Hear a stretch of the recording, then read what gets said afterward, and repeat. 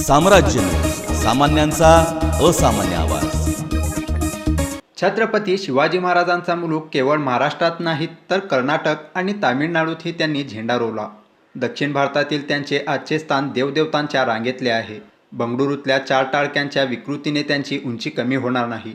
त्यांना शिवरायांच्या प्रतापाचा अभ्यास नाही, त्यांचा इतिहास त्यांच्या भाषेत सांगण्यासाठी त्यांच्या मुलुकात जाऊ, असं मत शिवचरित्र अभ्यासक डॉक्टर शिवरत्न शेटे यांनी व्यक्त केलं। शिवस्मारक सभागृहात झालेल्या या चर्चेसाठी शिवस्मारक सभागृहात हिंदवी परिवार व वीरशैव विजन यांच्या वतीने शिवबसव विचार राष्ट्राची गरज या विषयावर आयोजित विचारमंथन कार्यक्रमात डॉक्टर शिवरत्न शेटे हे बोलत होते। का तुम्हाला सांगायला मला अभिमान वाटतो की दक्षिणात्य लोक सर्वसाधारणतः देवदेवतांच्या रांगेमध्ये कुणाला स्थान देत नाहीयेत। मंदिराचं गोपुर आहे, त्या गोपुरामध्ये एवढ्या देवदेवतांच्या सगळ्या भाऊगर्दीमध्ये एक महापुरुष दिसता, त्यांचं नाव होतं छत्रपती शिवाजी महाराज। आम्ही विनंती करत होतो विश्वस्तांना, आम्हाला जाऊ द्या, you are suppose to be not allowed. सांगितलं गुडेवर साहेबांनी म्हटलं हा कार्ड दाखवा, म्हटलं आम्ही याचं कधी वशिलेबाजी करत नाही। त्यांनी दाखवलं कमिशनर फ्रॉम सोलापूर, आणि मग आम्हाला सगळ्यांना वरती प्रवेश दिला गोपुरात। तिथं जाऊन आम्ही फोटो सेशन केलं। छत्रपती शिवाजी महाराजांचे 2 तिथे पुतळे वरती गोपुरात। म्हणजे दक्षिण भारताने छत्रपतींना केवळ असामान्य महापुरुष म्हणून नव्हे, देवदेवतांच्या पंक्तीमध्ये बसवला। हा दक्षिण भारत आहे, केवळ कर्नाटकाचा भाग नाही। कर्नाटक आहेच, तामिळनाडू गाव येतो। म्हणजे ज्या वेळेस आमचं स्वागत झालं ते विचारायचे कुठून आलात, आम्ही सांगायचो मी महाराष्ट्रातून।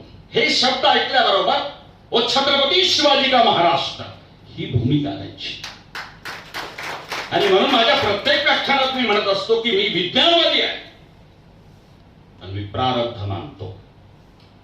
वरकरणी विरोधाभास असेल तर तो विरोधाभास नाहीये।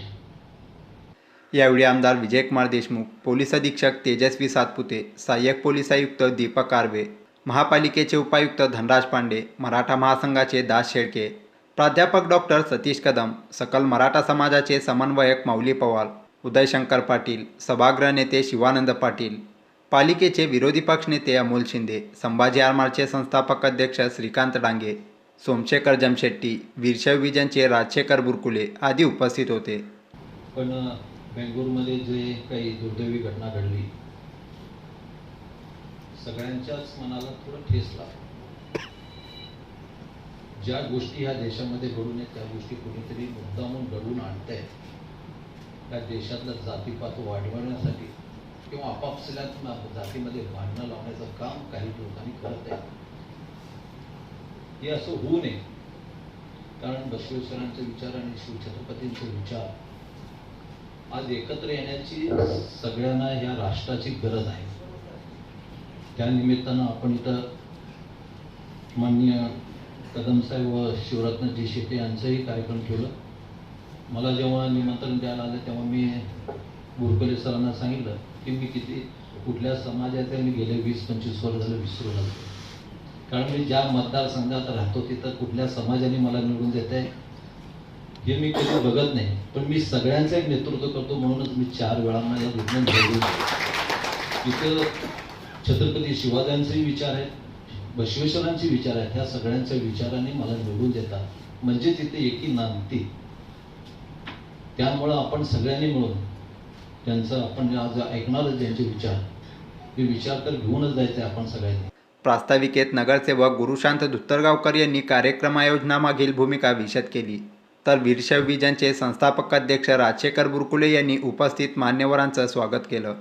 दरम्यान ज्या बंगळुरूत विकृत घटना घडली त्या बंगळुरूत जाऊन छत्रपती शिवाजी महाराज यांच्या पुतळ्यास अभिषेक घालण्यासाठी सोलापुरातून गेलेल्या राज सलगर, राम जाधव, निशांत साळवे, विकी सूर्यवंशी यांच्यावर बंगळुरूमध्ये पोलीस प्रशासनाने कोणत्याही प्रकारची कारवाई करू नये यासाठी प्रयत्न केलेले उदयशंकर पाटील या 5 माडव्यांचा विशेष सत्कार करण्यात आला।